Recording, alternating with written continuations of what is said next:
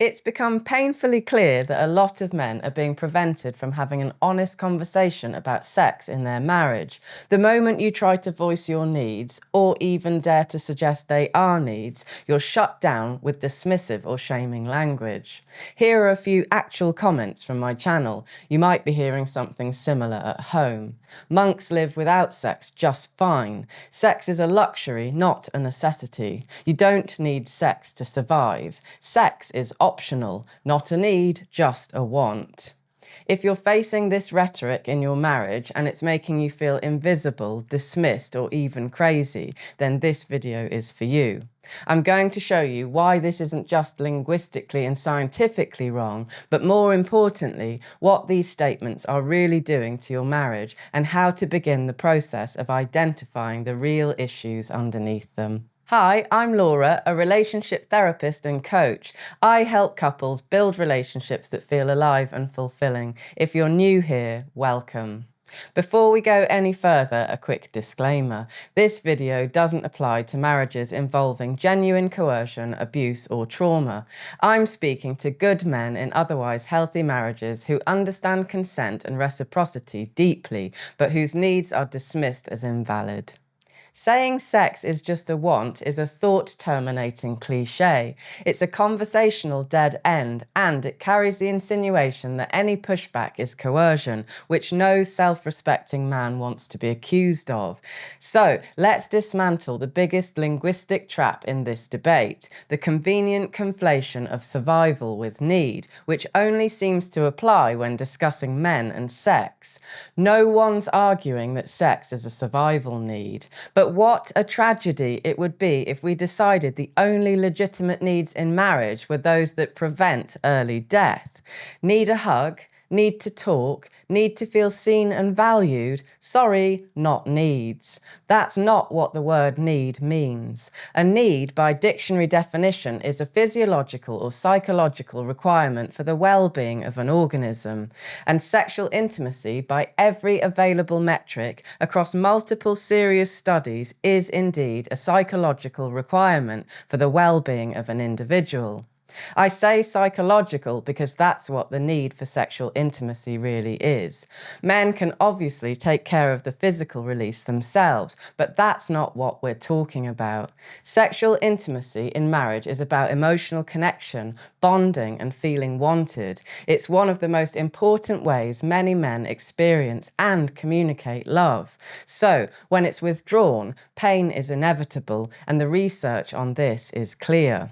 We know from brain imaging studies that social rejection activates the same pain processing systems as physical injury, and when touch and intimacy are absent, stress hormones rise and immune function drops, making your body more vulnerable to illness and infection. This is why the research consistently describes intimacy as a basic psychological need. Sexual connection activates our attachment systems, increasing feelings of safety and emotional bonding in both men and women, and that's closely tied to better mental health. Longer-term studies show that couples with satisfying sexual relationships don't just report being happier, they show lower levels of stress, better physical health, and reduced long-term health risks. There's even a clear correlation. More consistent sexual connection is associated with better overall health and lower mortality. This is why therapists don't, or shouldn't, treat sex as an optional extra in marriage, but as a core part of the bond, because ongoing sexual rejection doesn't just signal a problem in the relationships, it's also known to cause measurable psychological harm. And that's the key word, rejection, because it's not the absence of sex that causes the suffering, it's being rejected, especially by the only person on earth you've chosen to share that part of your life with. This is the critical difference between a celibate monk and a touch-starved husband. Monks don't suffer because they're not being rejected. They choose celibacy as a spiritual path. They're not in conflict with desire because it is their desire. So, Given all this evidence, the brain science, the physical health impacts, the professional consensus, it simply isn't reasonable to say that sex isn't a legitimate need in a monogamous relationship. Why then do so many women still insist that it isn't?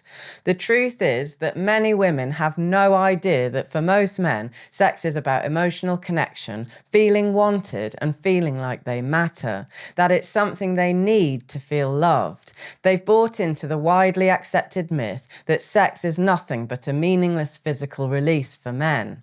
So, the first step is to communicate the truth about what sexual intimacy actually represents for you. I've seen this to be effective many times. If you clearly articulate this to her, the misunderstanding can often be resolved, sometimes immediately. But if you've communicated what it means to you and the response remains dismissive, what you're actually dealing with is, I don't want to. And I don't want to is the start of a long conversation, not the end of a short one. So now the question becomes why? Why is she unwilling to talk about something so important to your marriage? And just to be crystal clear, none of this is about pressuring women to have sex they don't want. No one wants that, and it's certainly not what I'm suggesting. What I'm saying is that claiming sex isn't a need is simply false, and all it does is shut down the real conversation you should be having. Simply put, it's a form of stonewalling. You have every right to express disappointment if you're not having sex, and it's perfectly normal to want to understand what's getting in the way. If she's unwilling to explore what's going on with you, then respectfully, she has work to do.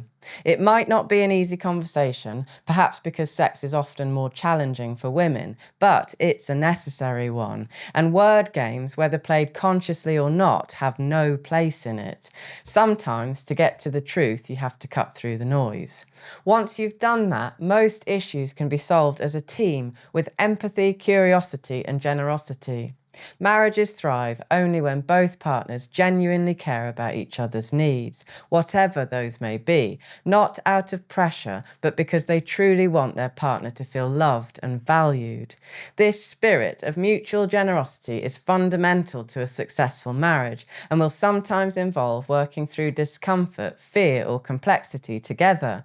Our individual commitment to this work is an act of love in itself. Love is action after all. If you're struggling with any of the topics raised in today's video, you can reach out to me or my team via the link below and we'll help you work through it together. If you found this video helpful, then you might also enjoy this one, where I talk about the wisdom of saying yes to intimacy in your marriage. I post new content every week, so consider subscribing and please let me know what you think in the comments. Until next week, to yourself and to others, tell the truth.